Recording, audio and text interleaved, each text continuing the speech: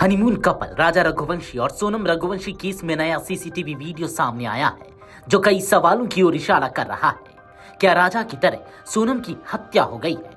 यदि सोनम लापता है तो अब तक कहां है? जो खून से सनी हुई लाल जैकेट पुलिस को मिली थी, क्या वही सोनम ने पहनी हुई थी? जो नया वीडियो सामने आया है उसमें सोनम ने भी लाल रंग की जैकेट पहनी हुई थी, बाद में उतारकर उसे डिक्की में रख दी थी। ये खुलासा नए वीडियो में हुआ है।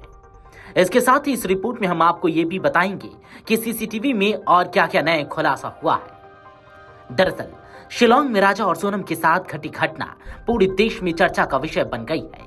राजा की लाश मिलने के बाद सोनम अब भी लापता है। वहीं इसी बीच दोनों का एक और सीसीटीवी फुटेज सामने आया है जिसमें तकरीबन 5 मिनट तक राजा रघुवंशी और सोनम रघुवंशी नजर आ रहे हैं। ये वीडियो दोनों के गायब होने से कुछ ही घंटे पहले का बताया जा रहा है। शिलांग के एक होटल ने ये फुटेज वहां के एक लोकल न्यूज चैनल को उपलब्ध कराए थे। राजा और सोनम इन तस्वीरों में काफी खुश मिजाज और बेफिक्र लग रहे थे।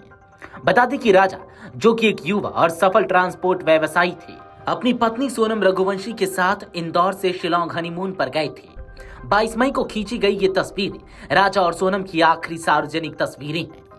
वीडियो में नजर आता है कि राजा रघुवंशी और उनकी पत्नी सोनम संभवतः एक होटल के बाहर आकर रुकते हैं। इस दौरान कुछ देर बाद सोनम हेलमेट और फिर अपना रेनकोट उतारती है। दोनों सफेद रंग के बैग में कुछ निकालते नजर आते हैं। इसके बाद राजा किसी काम से होटल के रिसेप्शन की ओर चला जाता है।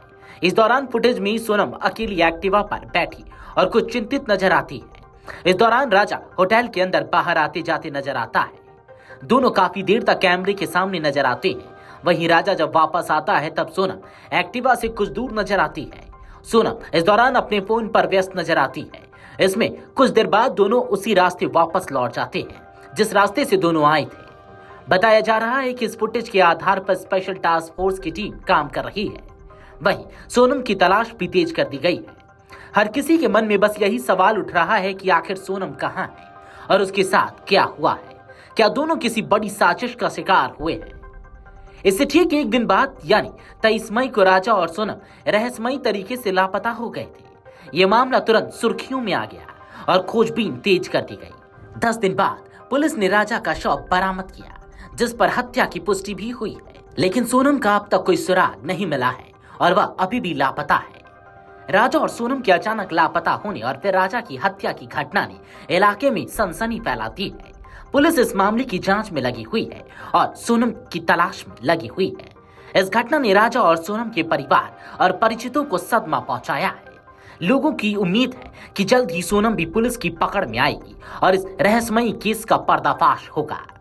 इस घटना ने इंदौर और आसपास के इलाकों में सुरक्षा को लेकर भी चिंता बढ़ा दी है। स्थानीय प्रशासन ने जांच तेज कर दी है और मामले की गहनता से जांच कर रही है।